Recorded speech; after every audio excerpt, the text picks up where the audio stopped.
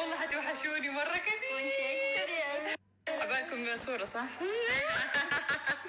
لسه طالبة الفراولة يا جماعة، لسه طالبة، يبغالها نص ساعة. قالوا لا خلاص حنمشي. والله كان ودي انكم تذوقوا الفراولة هذه. جبتها في العيد ثاني يوم عفنت، تخيلي. لا تعفنوها، خلوها للعيد. ثاني يوم فراولة عفنت. والله حتوحشوني مرة كثير، وان شاء الله يمدينا نشوفكم بكرة كمان قبل شوي. الله يا رب.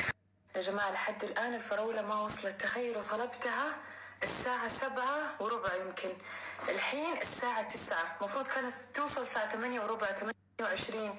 كل شوي يقول لي السواق في الطريق، السواق في الطريق. لحد الآن وأنا مستنية إنه الفراولة توصل قبل ما نخرج، لأنه أبغى أكلها اليوم. أكرر نفس الغلطة اللي سويتها في العيد. طلبت الفراولة قبل العيد بيوم، طلبتها في الليل، أكلناها ثاني يوم في الليل خربانة. يعني الفراولة نفسها كذا مخمجة. فعشان كذا الحين مستنية. طبعا اليوم قررنا نخرج خلاص، الحمد لله ارتحنا. الحين نزلنا الفيديوهات، عندنا خميس وجمعة كذا، نحب انه يكون اجازة، بس اتوقع ما راح يكون اجازة بالنسبة لنا. ليش؟ لانه لازم كمان نصور فلوج اليوم السبت، ولازم نصور فلوج اليوم الاحد. فاليوم بما اننا فاضيين قلنا نروح السينما ونشوف موفي انا وعبد الرحمن. حنسوي لنا ديت نايت. الله زمان ما خرجت انا وعبد الرحمن، كيف الحال؟ انا قلت لميمي تعالي معانا، خلينا نروح نتونس كذا، ما ادري ايش فيها اليوم، اخلاقها هنا ما تبى تخرج، ما تبى تاكل، ما تبى تسوي ولا شيء. فقلت خلاص خليكي في البيت انت وإيلين، وانا اروح عبد الرحمن نتفرج لنا موفي ديت نايت. حركات من زمان يا جماعه، والله ما خرجت الحال كذا. موفي الساعة 9:25. أتوقع اسمه شيء روبي رابية ما أدري، نسيت الاسم، بس إن شاء الله لما أوصل أوريكم إيش اسمه موفي. قالوا إنه مرة حلو وعلى مدح، فمتحمسين. فقلت أجهز نفسي، أرغم إن أنا جاهزة يعني، بس كذا مشط شعري شوية، أعدل ميك اب، وإن شاء الله يا رب قبل ما نطلع على الأقل توصل فراولة عشان يمديني آكل حبة على الأقل. ولسه كنت حفتح الشحنات بس شفتوا على ما راح الضيوف وكذا، قعدت أرتب وأشيل الأشياء ورجعها المطبخ، وتعشينا كذا عشاء خفيف.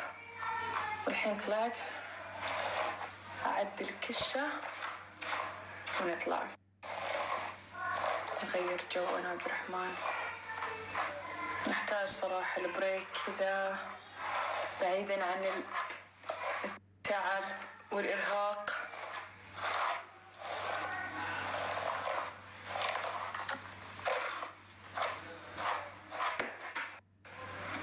أحب كذا خميس وجمعة. ليش؟ لأنه هذه الأيام كده تكون ما يكون فيها ضغط. عبد الرحمن ما يمنتج في هذه الأيام، فكده شوية نقدر نتنفس، شوية نقدر ناخذ بريك خفيف لطيف. بس والله راح أخذ من هذا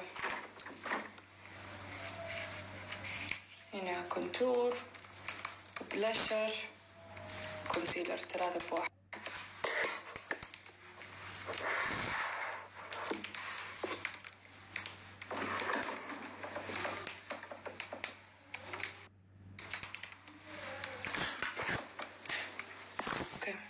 عندي عادة يا جماعة، هذا عادة ما كانت عندي.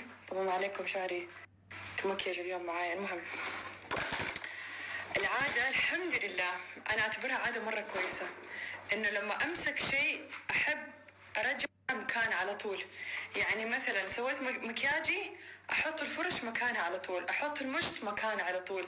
مثلا رجعت من برا تعبانة بس يدوب جسمه يعني أحطه في الدولاب. فبهذه الطريقة تحافظوا على نظافة البيت وترتيبه، وبنفس الوقت ما تتعبوا، لأنه ما حتكون عندكم أشياء كثير متراكمة. تعطرنا باقي بس أجيب الجزمة. ما حاخد شنطة معي أصلا، ما أحتاج أجيب أغراض، بس أتوقع إني جاهزة. Let's go. تعطرنا.